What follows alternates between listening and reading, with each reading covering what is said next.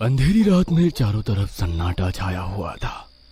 सुनाई दे रही थी तो सिर्फ कुत्तों और झिंगुरों की आवाज।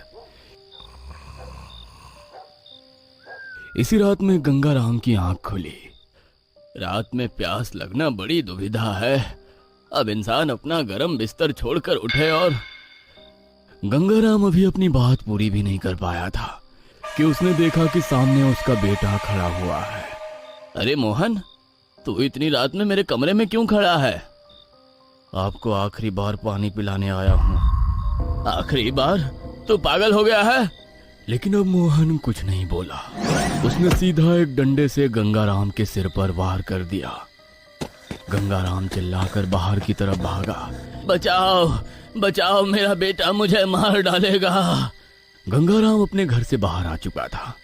उसके चिल्लाने से कुछ लोग उठ गए थे, लेकिन तभी पीछे से मोहन भी आ गया और उसने डंडे के लगातार वार से गंगाराम को मार डाला और वापस घर में भाग गया। भगवान, मोहन ने अपने पिता को मार डाला। भीड़ लग गई। मोहन फिर से बाहर आया, लेकिन अब उसके हाव भाव बदले हुए थे। भीड़ ने उसे पकड़ लिया और फौरन पुलिस को बुलाया। मैंने अपने पिता को नहीं मारा, वो कोई और था, वो कोई और था। मैंने अपनी आंखों से देखा है तुम्हें अपने बाप का कत्ल करते हुए। इंस्पेक्टर साहब, इसे ले जाइए। मोहन को पुलिस पकड़कर ले गई, लेकिन उसकी चीखें अब भी लोगों के कानों में गूंज रही थी। मैंने अपने पिता को नहीं मारा। उसके मन में डर समा गया था। ये कैसा समय आ गया था जब बेटा बाप का गला काट रहा था और फिर कह रहा था कि उसने कुछ किया ही नहीं। इसी बीच गांव में एक नया लड़का आया, राजीव। वो अपने पुश्तैनी घर और जमीन के सिलसिले में गांव लौटा था। ये गांव तो मेरी बचपन की यादों से बिल्कुल अलग हो गया है। इतनी अजीब बेचैनी क्यों है यहाँ? अरे राजीव, तू यहाँ कैसे? पंकज, अरे गांव में क्या कर रहा है भाई? आते ही देखा कि पुलिस मोहन को पकड़ कर ले जा रही थी। अजीब बात है भाई, मोहन ने अपने बाप को मार डाला और कह रहा है कि वो निर्दोष है। ये क्या कह रहा है तू? ये कोई साधारण हत्या नहीं है राजीव। कुछ अजीब हो रहा है इस गांव में, कुछ बहुत भयानक। फिलहाल मैं अपने घर जा रहा हूँ, कल मिलते हैं। राजीव के मन में घबराहट थी, लेकिन वो अभी सबको महज सहयोग समझ रहा था। अगली रात आई। लोग मोहन की करतूत से डरे हुए थे और जल्दी जल्दी अपने घरों में चले गए थे। लेकिन राम प्रसाद के घर में कुछ अजीब चल रहा था। इतनी रात हो गई लीलावती, अब सो जा लीलावती। हाँ, अब सोने का ही समय आ गया है, हमेशा के लिए। राम प्रसाद को लगा कि उसकी पत्नी नींद में बड़बड़ा रही है। उसने कुछ कहने के लिए मुंह खोला ही था कि लीलावती अचानक उठकर बैठ गई। उसकी आंखें काली हो चुकी थी और चेहरा अजीब लग रहा था। लीलावती, ये क्या हो रहा है तुम्हें? तुझे सोने की जल्दी है ना, तो ले, हमेशा के लिए सो जा। ये कहते ही उसने पास रखा तकिया का कवर निकाला और बिजली की तेजी से उसे राम प्रसाद के गले में डाल दिया। राम प्रसाद चीखना चाहता था, लेकिन लीलावती की पकड़ इतनी मजबूत थी कि आवाज नहीं निकल पाई। कुछ ही सेकंड्स में राम प्रसाद की आंखें फटी रह गई, शरीर निठाल हो गया और वो हमेशा के लिए शांत हो गया। लीलावती की हंसी पूरे घर में गूंज उठी। ये कौन हंस रहा है? बाहर जाकर देखना पड़ेगा। राजीव बाहर आया तो राम प्रसाद के घर के बाहर पहले से ही भीड़ लगी हुई थी। राम प्रसाद की लाश देखकर हर कोई सहम गया था, पर सबसे ज्यादा डरावनी बात यह थी कि लीलावती अब रो रही थी। ये क्या कर दिया तूने लीलावती? मुझे नहीं पता। मैं तो कुछ काम से बाहर गई थी, जब वापस आई तो ये हो गया था। झूठ! अरे तुम्हारे हंसने की आवाज मेरे घर तक आ रही थी। पुलिस फिर से बुलाई गई और लीलावती को भी गिरफ्तार कर लिया गया। 2 खून हो चुके थे, पहले गंगाराम, फिर राम प्रसाद। लोग सदमे में थे, किसी को कुछ समझ में नहीं आ रहा था। क्या ये सिर्फ हत्याएं थी या सच में कोई अज्ञात शक्ति गांव में कहर बरपा रही थी। इसी बीच गांव का सबसे बुजुर्ग आदमी, जो अपनी उम्र के चलते अब ज्यादा बाहर नहीं निकलता था, चौपाल पर आ बैठा। ये छलावा का काम है। छलावा? हाँ, छलावा, जो किसी के रूप में आ सकता है, अपने शिकार की पहचान ले सकता है, और जब तक वो अपना काम पूरा ना कर ले तब तक उसका कोई कुछ नहीं बिगाड़ सकता। लेकिन कोई अपने खून के रिश्ते को क्यों मारेगा? यही तो छलावे की ताकत होती है। ये तुम्हें दिखेगा तुम्हारे अपने जैसा, बोलेगा तुम्हारे अपने जैसा, लेकिन असल में वो तुम्हारा अपना होगा ही नहीं। राजीव, जो खुद पुलिस वाला था, तर्क देते हुए बोला, ये सब अंधविश्वास है। छलावा वलावा कुछ नहीं होता। मैं पुलिस वाला हूँ, मैं पता लगाऊंगा कि असली गुनहगार कौन है। बूढ़ा हंसता हुआ अपने घर में चला गया। रात का तीसरा पहर था। पंकज अपने घर में सोया हुआ था।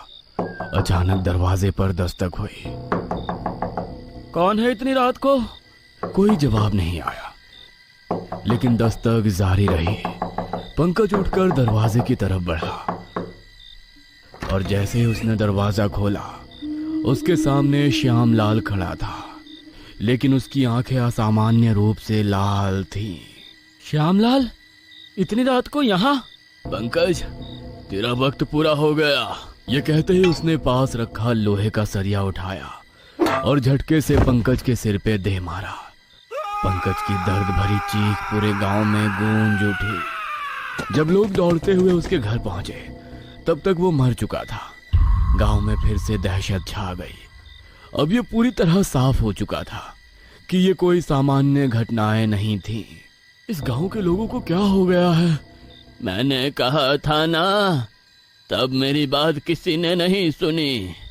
पंकज की मौत के बाद गांव में कोई भी बाहर निकलने की हिम्मत नहीं कर रहा था, लेकिन इस डर के बावजूद अगले ही रात एक और हत्या हो गई। प्रीतम अपने घर में आराम से चारपाई पर लेटा था। उसकी बेटी संगीता रसोई में कुछ काम कर रही थी। संगीता बेटा, जरा पानी ला दे, बड़ी प्यास लगी है। लेकिन संगीता कुछ नहीं बोली।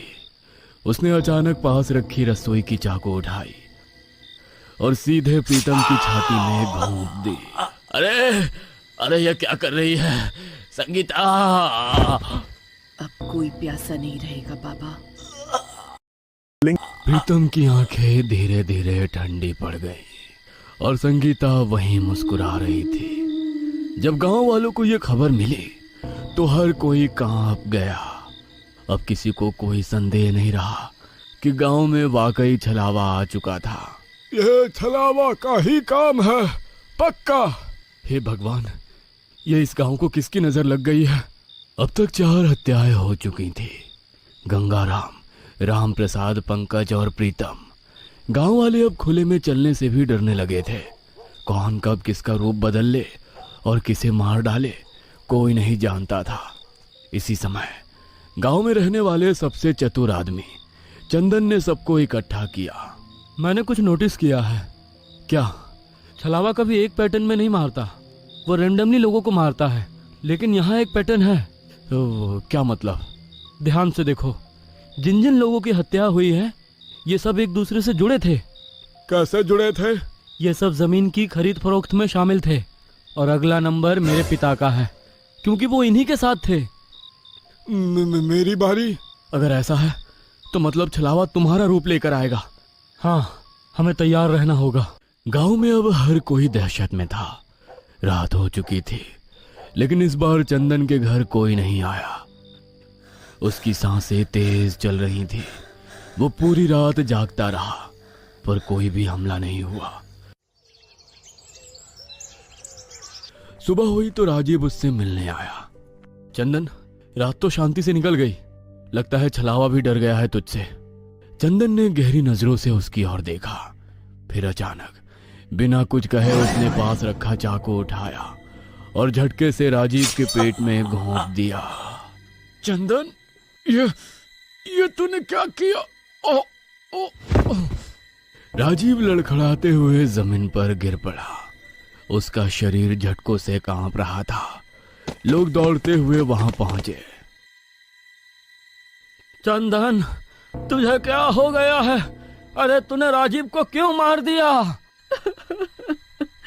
हमने तो सोचा था कि तू इस छलावे से बच जाएगा, पर तू तो खुद ही हत्यारा बन गया।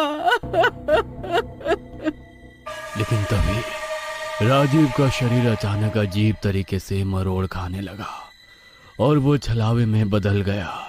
हे भगवान, ये क्या हो रहा है? तभी सबका ध्यान अचानक गांव की दूसरी तरफ गया। वहां असल राजीव खड़ा था। उसका चेहरा सफेद पड़ चुका था। वो भागने की कोशिश करता है, लेकिन गांव वालों ने उसे पकड़ लिया। मुझे पहले ही तुझ पर शक हो गया था राजीव। पहले जिन जिन लोगों को छलावे ने मारा था वो सब जमीन के सौदागर थे, और तुझे भी इसी जमीन के सौदा में दिलचस्पी थी। मैंने समझ लिया था कि ये कोई सहयोग नहीं हो सकता। बोल, आखिर यह सब तूने क्यों किया? जिस जमीन को मैं बेचने आया था वो असल में मेरी थी ही नहीं। क्या मतलब? ये सब लोग, गंगाराम, राम प्रसाद, पंकज, प्रीतम, इन सब ने मिलकर मेरे बाप से जबरदस्ती वो जमीन छीन ली थी। और जब मेरा बाप कुछ नहीं कर पाया तो उसने खुद को फांसी लगा ली। मैं अपने बाप की मौत का बदला लेना चाहता था। तभी मुझे पता चला कि इस गांव के पास छलावे का वास है। तूने छलावे को वश में कर लिया? हाँ, मैं एक तांत्रिक से मिला जिसने मुझे छलावे को वश में करने का एक तरीका बताया। मैंने उसकी मदद ली और फिर छलावे को उन लोगों के खिलाफ इस्तेमाल किया जिन्होंने मेरे पिता को आत्महत्या करने के लिए मजबूर किया था। अब सब कुछ साफ हो चुका था। बहुत हो गया तेरा नाटक राजीव। अब तू सारी जिंदगी सलाखों के पीछे रहेगा। राजीव को पुलिस के हवाले कर दिया गया। जिन निर्दोष लोगों को जेल हुई थी उन्हें बचा लिया गया और गांव में पहली बार कई हफ्तों के बाद एक